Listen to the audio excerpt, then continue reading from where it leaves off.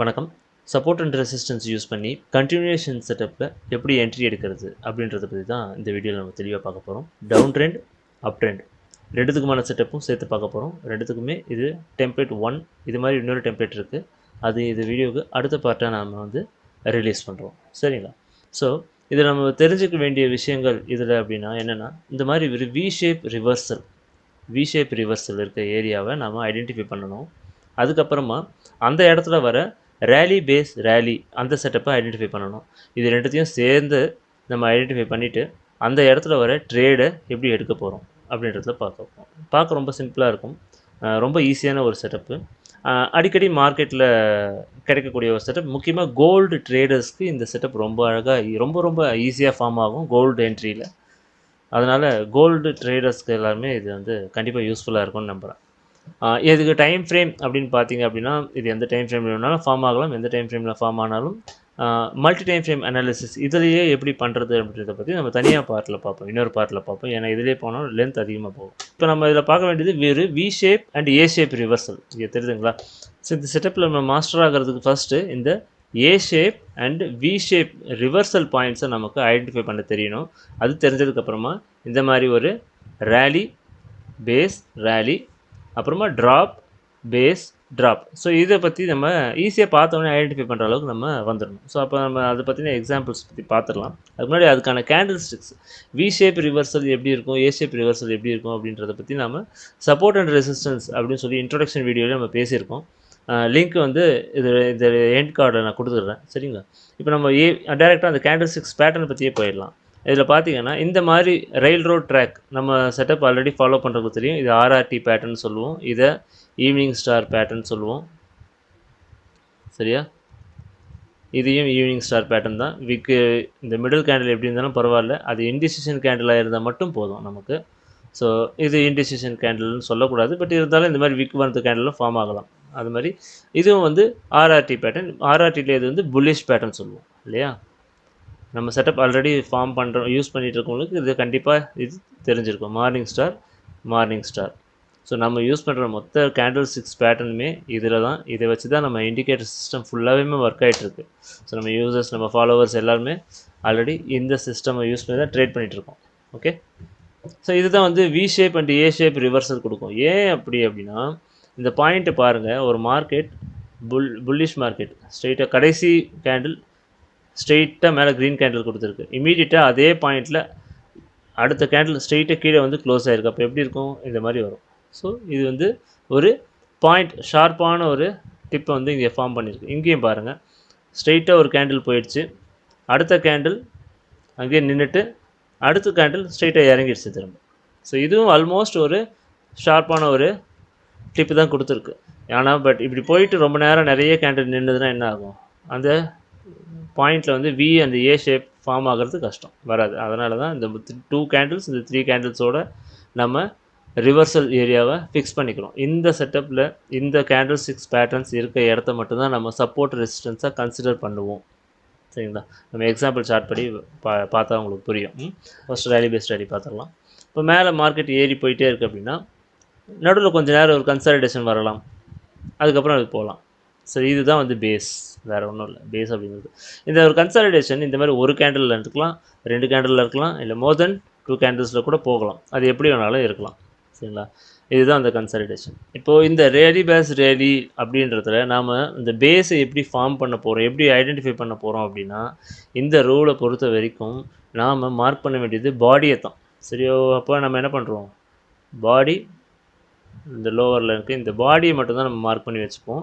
இதுதான் நமக்கு பேஸ். இப்போ இங்கே இந்த மேலே இருக்க இடமும் இந்த சேர்ந்து பாடி வரும். இப்போ இதில் ஹையஸ்ட்டு க்ளோசிங் இங்கே இருக்குது, ஓப்பனிங் இங்கே இருக்குது, லோவஸ்ட்டு க்ளோசிங் இங்கே இருக்குது, இல்லை லோவஸ்ட் ஓப்பனிங் இங்கே இருக்குது.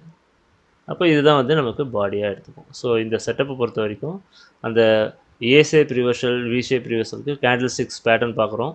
3 பேட்டர்னில் ஏதாவது ஒன்று ப்ளஸ் இந்த மாதிரி ஒரு பேஸ் ஐடென்டிஃபை பண்ண தெரியணும்.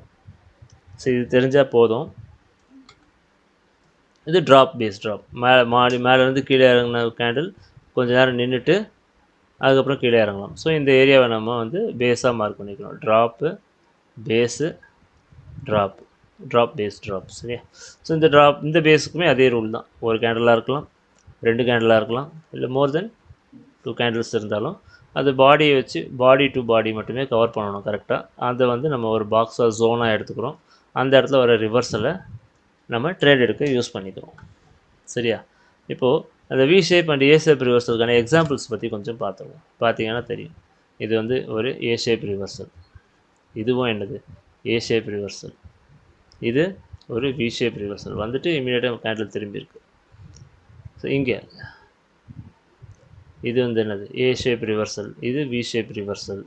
ஸோ இந்த மாதிரி லொக்கேஷன்ஸை நம்ம மார்க் பண்ணிக்கிறோம். இது ஏ ஷேப் ரிவர்சல் சொல்ல முடியாது, ஏன்னா மார்க்கெட் என்ன பண்ணிருக்கு, பேஸ் மாதிரி கிரியேட் ஆகிருக்கு. சரியா? நல்லா பார்த்துங்க. நம்ம 2 கேண்டில்ஸ் இல்லை 3 கேண்டில்ஸ், மோர் தென் 3 கேண்டில்ஸ் நம்ம அக்செப்ட் பண்ணிக்க மாட்டோம். அடுத்த எக்ஸாம்பிள், இதுலேயும் ஏகப்பட்ட V and A shape reversals இருக்குது. இது ஒன்று இருக்குது, இதோ ஒன்று இருக்குது, இங்கே இருக்குது, இங்கே, இங்கே, இந்த மேலே டாப்பில் பார்த்தீங்கன்னா அது இங்கே இருக்குது. ஸோ இந்த இடத்துல ஒன்று இருக்குது. ஸோ இதெல்லாமே நம்ம என்ன சொல்கிறோம், ஏ ஷேப் அண்ட் வி ஷேப் ரிவர்சல்னு சொல்கிறோம். அடுத்த எக்ஸாம்பிள் பார்த்தீங்கன்னா இதோ இந்த மாதிரியான பாயிண்ட்ஸை மட்டும் தான் நீங்கள் ஐடென்டிஃபை பண்ணி வச்சுக்கணும். இதில் வர ட்ரேட்ஸை மட்டும் எடுங்க. இது ரொம்ப ரொம்ப ஹை ப்ராபபிலிட்டி ட்ரேட்ஸ், நல்லாவே ஒர்க் அவுட் ஆகும், ரொம்ப ஈஸியானதும் கூட. சரியா? இப்போது நம்ம இதை வச்சு எப்படி ட்ரேட் எடுக்க போகிறோம் அப்படின்னா, அந்த ஏ ஷேப் ரிவர்சல் ஃபார்ம் ஆகுதா, அப்போ அந்த இடத்த நம்ம ஒரு மார்க் பண்ணி ஒரு லைன், ஒரு ஹரிசாண்டல் லைன் போட்டுக்கணும். மார்க்கெட் திரும்ப என்ன பண்ணணும், மார்க்கெட் மேலே போகும்போது இதை உடைக்கும் போது இங்கே ஒரு 2 கேண்டிலாவது ஸ்ட்ரகிள் பண்ணி நிற்கும் இல்லையா, அதுக்கு அடுத்து மேலே போகும். அப்போது இந்த இடத்த நம்ம பேஸ் அப்படி சொல்லி மார்க் பண்ணிக்கணும். ஏன்னா ரேலி பேஸ் ரேலி, ஸோ அந்த கான்செப்ட். அப்போது இந்த பேஸை மார்க் பண்ணி வச்சுக்கணும். இப்போ மெயின் ரூல் என்னென்னா, இந்த பேஸை நீங்கள் அப்படியே இந்த சப்போர்ட் வரைக்கும், இந்த ரெசிஸ்டன்ஸ் வரைக்கும் நீங்கள் எக்ஸ்டெண்ட் பண்ணிங்கன்னா, இந்த ஏ பாயிண்ட் ஷார்ப் இருக்கு இல்லையா, அந்த பாயிண்ட் இந்த பேஸுக்குள்ளே வரணும். அதுதான் கண்டிஷன். இந்த பேஸை விட்டு மேலே இருக்கக்கூடாது, இப்படி இருக்கக்கூடாது. இப்படி ஏ ஷேப் இருக்குது அப்படின்னா இப்படி இருக்கக்கூடாது, இந்த மாதிரி இருக்கக்கூடாது, இது ராங். நீங்கள் பேஸ் ட்ரா பண்ணுறீங்க அப்படின்னா அந்த பேஸ்க்குள்ளே கரெக்டாக அந்த பாயிண்ட் வந்திருக்கணும். அந்த இதுவும் ஒரே பாக்ஸ்க்குள்ளே அலைன் ஆகிருக்கணும் நமக்கு. ஸோ அப்படி இருந்தால் மட்டும்தான் இந்த ரூல், இந்த ட்ரேட் செட்டப் ஒர்க் ஆகும். மற்றபடி மாற்றி எடுக்கக்கூடாது. சரியா? இப்போது இந்த பாயிண்ட் எப்படி பார்க்குறது, we shape A shape reverse எப்படி பார்க்குறதுனா, நீங்கள் லைன் சார்ட்டாக கன்வெர்ட் பண்ணிங்க அப்படின்னா இந்த மாதிரி இருக்கும் பாருங்கள். இப்போ பாருங்கள், இது வந்து என்னது, ஒரு A shape reversal point, closing price இங்கே இருக்குது. அப்போது லைன் ப்ரைஸில் எங்கே இருக்கும், இங்கே இருக்கும். இப்போ பாருங்கள், ரேலி பேஸ் ரேலி, அப்போது இந்த இடம் ரேலி பேஸ் ரேலி. அப்படியே மார்க்கெட் என்ன பண்ணிருக்கு, திரும்ப வந்து பவுன்ஸ் எடுத்து இந்த இடத்துல திரும்ப மேலே போகுது. ஸோ இவ்வளோ தான் இந்த செட்டப், ரொம்ப சிம்பிளான ஒரு செட்டப். ஓகேவா? இது வந்து ஒரு பைக்கான ஒரு செட்டப். இப்போ நீங்கள் கூட நினச்சிருக்கலாம், என்ன இவ்வளோ ஈஸியாக இருக்குது இந்த இடம் பார்க்குறதுக்கு அப்படின்ட்டு. நீங்கள் எதிர்பார்த்தபடி பெரிய ரேலி வந்துட்டு அதுக்கப்புறம் பெருசாக கீழே போயிட்டு அப்படிலாம் இல்லை. 2 கேண்டில் ஸ்டிக்ஸ் பேட்டர்ன் ஃபார்ம் ஆச்சு, ஒரு ஆர்ஆர்டியோ மார்னிங் ஸ்டாரோ ஃபார்ம் பண்ணிவிட்டு திரும்ப அதை உடச்சிதுன்னா இந்த இடத்துல பவுன்ஸ் ஆகும், எடுத்து போகலாம். அப்போ இந்த இடத்துல பவுன்ஸ் ஆகணும்னா இந்த பாயிண்ட்டுக்கு நேராக இந்த இடத்துல பேஸ் க்ரியேட் ஆகணும், அவ்வளோதான். இதுதான் ரூல். சரியா? இந்த இடத்துல எப்படி ரிவர்சல் பார்த்து எடுக்கிறது அப்படின்றதுக்கு நம்ம தனியாக எப்படி என்ட்ரி செட்டப் எப்படி யூஸ் பண்ணுறது தனியாக பார்ப்போம் இன்னொரு நாள். பட் இது ஜஸ்ட் இந்த செட்டப் பண்ணிட்டு புரிஞ்சுக்கோங்க இப்போதைக்கு. அப்படி அவசரம் இப்போயே தெரிஞ்சுக்கணும்னா என்கல்ஃபிங் கேண்டில் பார்த்து கூட நீங்கள் எடுத்துக்கலாம். இந்த இடத்துல ஒரு என்கல்ஃபிங் நடக்குது, அதை பாருங்கள். இங்கே ஒரு க்ளீனாக ஒரு என்கல்ஃபிங் பேட்டர்ன் கொடுத்துட்டு மார்க்கெட் என்ன பண்ணிடுச்சு, மேலே கிளம்பிடுச்சு. A shape reversal, rally base rally, இந்த இடத்துல என்கல்ஃபிங் கேண்டில் பேட்டர்ன். இந்த என்கல்ஃபிங்கை பற்றி நம்ம ஆல்ரெடி பேசியிருக்கோம். சரியா? ஸோ இவ்வளோ தான் இந்த செட்டப், பை செட்டப் இவ்வளோ தான். அடுத்து ஒரு செல் எக்ஸாம்பிள் பார்ப்போம். இங்கே பாருங்கள், இந்த இடத்துல ஆல்ரெடி என்ன பண்ணியிருக்கு, ஒரு 2 கேண்டில் பேட்டர்ன் இருக்குது. அதே இடத்துல ட்ராப்பு பேஸு ட்ராப் பண்ணியிருக்கு. திரும்ப மார்க்கெட் அங்கே வந்துட்டு திரும்ப ட்ராப் ஆகி போயிடுச்சு. ஸோ இது வி ஷேப் ரிவர்சல்லாம் கேட்டால் இந்த இடத்துல வி ஷேப் ரிவர்சல் இருக்குது, இந்த இடத்துல ட்ராப் பேஸ் ட்ராப் இருக்குது. ஸோ அதில் பவுன்ஸ் ஆகி மார்க்கெட் கீழே போயிடுச்சு. ஸோ இதுதான் செல் செட்டப். இதுதான். சரியா? இன்னொரு பை செட்டப் எக்ஸாம்பிள் பார்ப்போம். இங்கே பாருங்கள், ஏ ஷேப் ரிவர்சல், அந்த இடத்துல ரேலி பேஸ் ரேலி, திரும்ப இமீடியட்டாக அங்கே வந்து ஒரு பவுன்ஸ், என்கல்ஃபிங் பேட்டர்ன், திரும்ப கண்டினியூஷன். ஸோ அதனால தான் சப்போர்ட் அண்ட் ரெசிஸ்டன்ஸ் கண்டினியூஷன் செட்டப்பில் ஃபஸ்ட் டெம்ப்ளேட் பார்த்துருக்கோம்.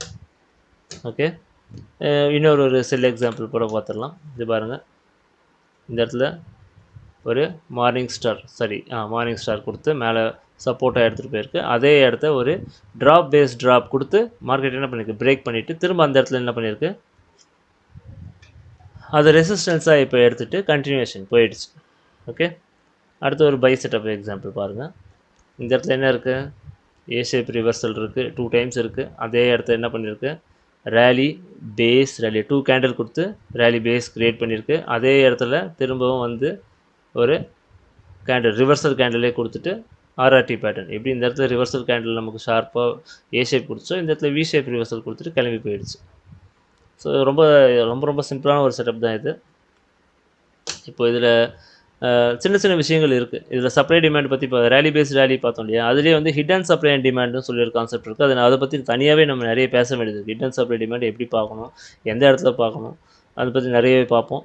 நம்ம இந்த வீடியோ எப்படி வியூஸ் போகுது, உங்களோட என்கேஜ்மெண்ட் எப்படி இருக்குது அப்படின்றத பொறுத்து தான், நீங்கள் எப்படி ஷேர் பண்ணுறீங்க, எவ்வளோ லைக் பண்ணுறீங்கிறத பொறுத்து தான் இந்த அல்காரிதம் வந்து இந்த வீடியோவை ப்ரமோட் பண்ணோம். ஸோ அது கொஞ்சம் நல்லா வியூஸ் போச்சு அப்படின்னா தான் நம்ம அடுத்தடுத்த வீடியோஸ் போட முடியும். நம்ம ஆல்ரெடி நிஃப்டி பேங்க் நிஃப்டி பற்றிலாம் நிறைய பேசியிருக்கோம் ஒரு வீடியோவில். அடுத்த பார்ட் போடணும்னு சொல்லி நம்ம இன்னும் போடல. ஏன்னா அது அந்தளவுக்கு வியூஸ் போல் யாரும் வந்து அந்த வீடியோ கீழே கமெண்ட் பண்ணி எதுவும் கேட்கல அதை பற்றி. ஸோ அது உங்களுக்கு பிடிக்கலையான்னு எனக்கு தெரியல. பட் பிடிச்சிருக்குன்னு என்கிட்ட பர்சனலாக வந்து சொல்கிறவங்களும் இருக்காங்க, நம்ம கம்யூனிட்டியில் இருக்காங்க. இப்போ அதை பார்த்துட்டுலாம் ஜாயின் பண்ணவங்களே இருக்காங்க. பட் அந்த வீடியோஸ் கீழே நீங்கள் எந்த அளவுக்கு கமெண்ட் போட்டு அந்த வீடியோ என்கேஜ்மெண்ட்டை வைக்கிறீங்களோ அதை பொறுத்து தான் வந்து வியூஸ் போகும். ஸோ வியூஸ் பண்ணால் தான் என்னால் அடுத்த வீடியோஸ் அதை பற்றி போடுறதுக்கு எனக்கு ஒரு இன்ட்ரெஸ்ட் வரும். ஸோ நம்மகிட்ட கண்டென்ட் நிறையவே இருக்குது போடுறதுக்கு. உங்களோட சப்போர்ட் இருந்தால் மட்டும்தான் அடுத்த வீடியோஸ் நம்ம கண்டினியூ பண்ண முடியும். ஸோ இந்த வீடியோ இவ்வளோ தான். இந்த சப்போர்ட் அண்ட் ரெசிஸ்டன்ஸில் ஒரு கண்டினியூஷன் செட்டப் எப்படி பார்க்குறது, இதை பற்றின லைவ் சார்ட் எக்ஸாம்பிள்ஸ் வேணும்னா சொல்லுங்கள், கமெண்ட் பண்ணுங்கள். நம்ம அடுத்து லைவ் சார்ட் எக்ஸாம்பிள்ஸே போஸ்ட் பண்ணலாம், இல்லை லைவ் ட்ரேட் கண்டக்ட் பண்ணணும்னாலும் சொல்லுங்கள், பண்ணலாம். அதுக்கு முன்னாடி இந்த சார்ட்ஸை நீங்கள் அனலைசிஸ் பண்ணி இதை பற்றி டிஸ்கஸ் பண்ணணும் அப்படின்னு நினச்சிங்கன்னா இந்த வீடியோவுடைய டிஸ்கிரிப்ஷனில் டிஸ்கார்டோடைய லிங்க் கொடுத்துருக்கேன். அந்த டிஸ்கார்ட் கம்யூனிட்டியில் நீங்கள் ஜாயின் பண்ணிங்க அப்படின்னா அந்த இடத்துல ப்ரைஸ் ஆக்ஷனுக்கு தனியாக செக்ஷன் ஓப்பன் பண்ணிக்கலாம். நம்ம அதில் டிஸ்கஷன் வச்சுக்கலாம். Okay, thank you.